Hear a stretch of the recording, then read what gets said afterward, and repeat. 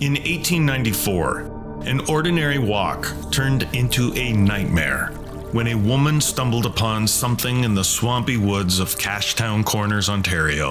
What she found would haunt the town for weeks, and as more eyes fell on the object, the story grew even stranger and darker.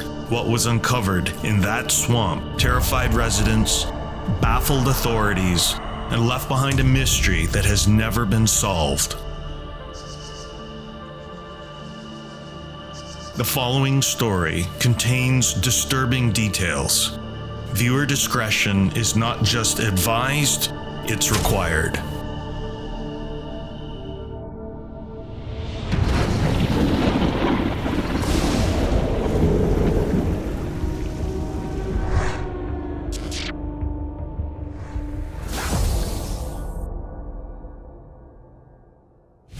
Cashtown Corners, Ontario. It's hardly more than an intersection. Just a place to stop if you need a tractor, a gas fill-up, or a coffee and donut. Chances are you're just passing through on your way to somewhere else. East of the intersection lies a low, wooded, swampy area where Coates Creek winds its way through farmers' fields. It was here that the strange events began. In June of 1894, Cashtown Corners was a quiet, isolated place surrounded by dense woods and swampland. Slowly, the area was giving way to farmland, and the only landmarks were a tavern, a post office, and a small hotel marking the rough dirt road intersection. But in mid-June of that year, something was discovered that would haunt everyone who heard about it. It began with Mrs. William Coe walking a path along the swamp near Coates Creek. She was likely headed home after visiting a friend, taking a shortcut through the swamp when she noticed something. The thick summer air carried a smell so foul it stopped her in her tracks. Her eyes scanned the underbrush, and she saw a filthy canvas bag lying in the muck, its odd shape betraying something unnatural inside. Curiosity got the better of her. Using a stick, she nudged the bag open and recoiled in horror at what she saw inside. Shaken and unsure what to do, Mrs. Coe dug a shallow hole in the damp earth with her stick, pushed the bag inside and covered it. She didn't want animals to find it, but she couldn't bury the memory of what she had seen. Returning home, Mrs. Coe likely told her husband, but his absence from the unfolding events suggests he either didn't believe her or thought it best to leave things alone. But she couldn't forget. Couldn't get the image of the thing she had seen out of her mind. Over the following days, Mrs. Coe shared her gruesome discovery with her neighbors. Though horrified, none were willing to venture into the swamp to confirm her story, except for Alexander Kennedy. Kennedy went searching for the canvas bag. It wasn't hard to find. The thin layer of soil Mrs. Coe had used to bury it did little to mask the stench. Kennedy unearthed the bag. Inside were the putrefied remains of a small infant, its tiny body disfigured by decay. It was enough to turn his stomach.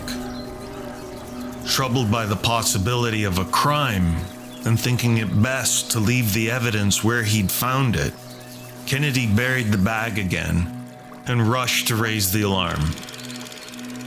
Soon after, a man named Anderson decided to investigate. He dug up the bag, confirmed the horrifying discovery, and reburied it. And the tale of what had been found in the swamp soon spread like wildfire.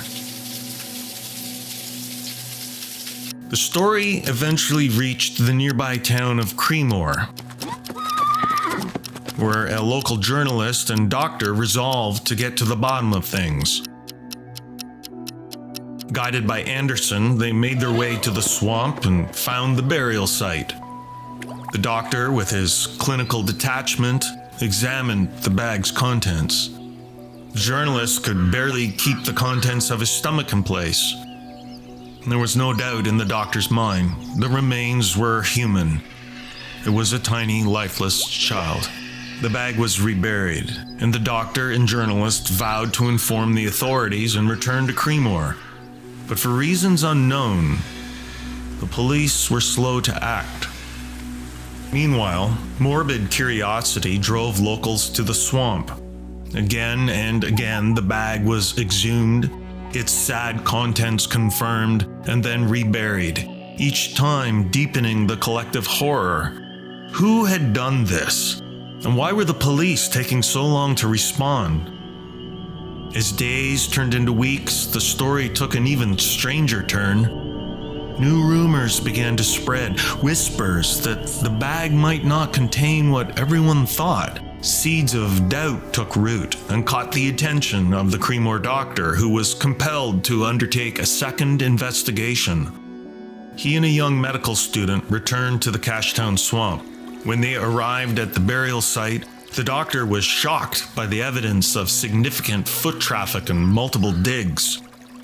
Undeterred, they excavated again, pulling the canvas bag from the ground and gently removing its contents.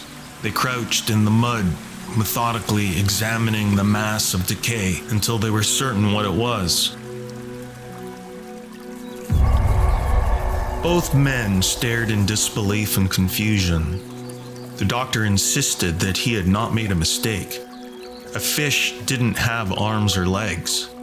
He was certain of what he had seen during his first visit, and so was the journalist who had accompanied him.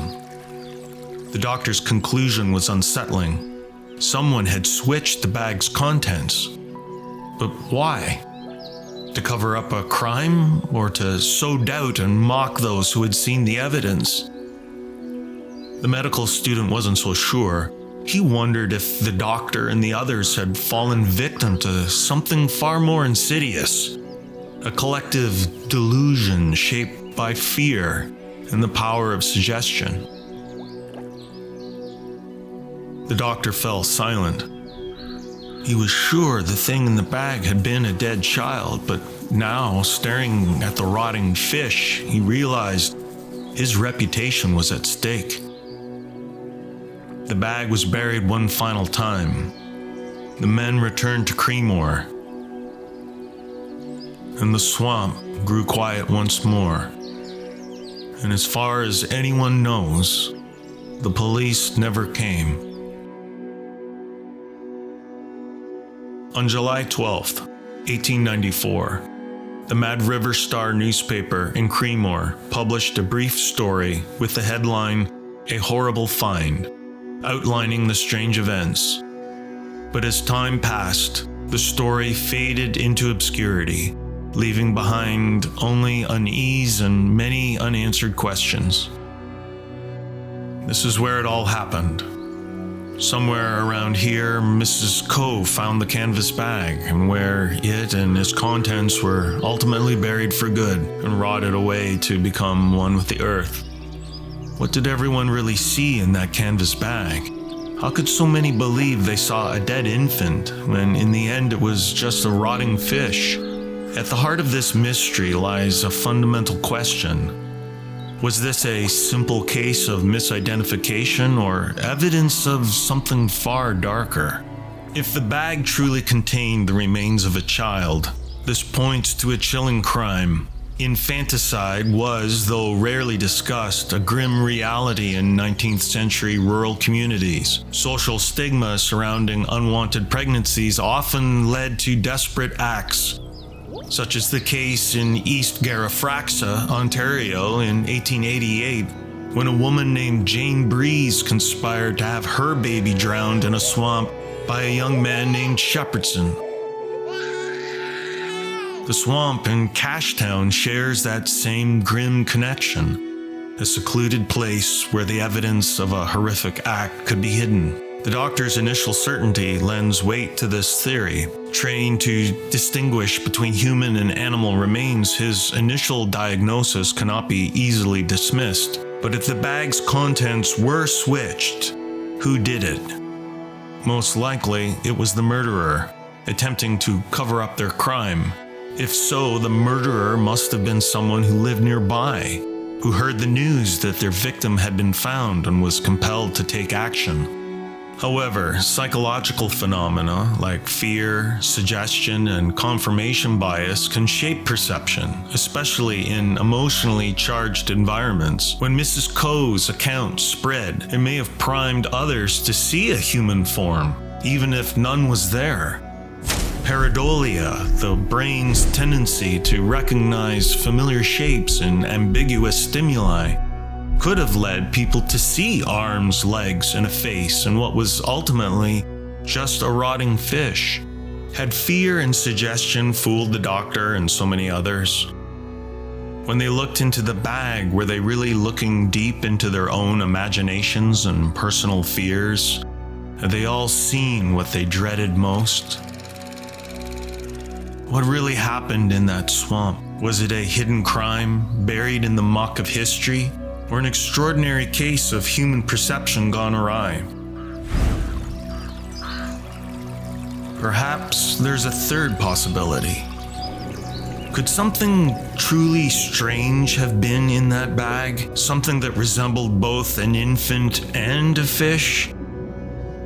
Perhaps it was an organism so bizarre, so unexplainable that anyone who saw it struggled to identify what they were seeing. We might dismiss that idea. After all, a creature like that could never exist. But let's remember, mythical half-fish, half-human creatures have appeared across cultures for millennia, from Greek sirens and the sea god Triton to Norse selkies, Celtic merrows, Japanese ninigo, all of them mermaid creatures linked to omens and danger. In the end, we're left with more questions than answers. The story of the Cashtown canvas bag isn't just about what was found inside it. It's about how we see, think, and how our fears, conscious and unconscious, shape our reality. But I must ask, if you had been one of the people to venture into that swamp, driven by curiosity to dig up the bag and look inside it, knowing what you know now, what would you have seen?